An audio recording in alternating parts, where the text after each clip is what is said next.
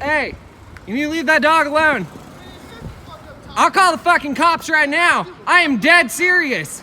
You need to leave that motherfucker alone. I'm an animal activist. Leave it alone. I will call the cops right now. I have you on video.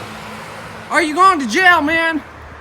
That's the only thing I can tell you right now is you're going to jail. You need to leave that dog alone. There's no reason you need to be pulling that animal like that. How would you like to be on that leash getting pulled like that?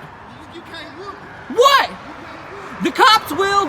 That lady's already calling them right now. Look at what you're doing to it. It's scared as fuck. It's scared of you. You just beat the fuck out of it.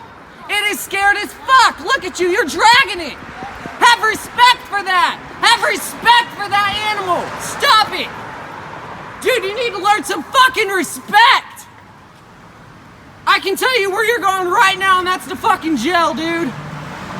Yo, he's pulling this dog!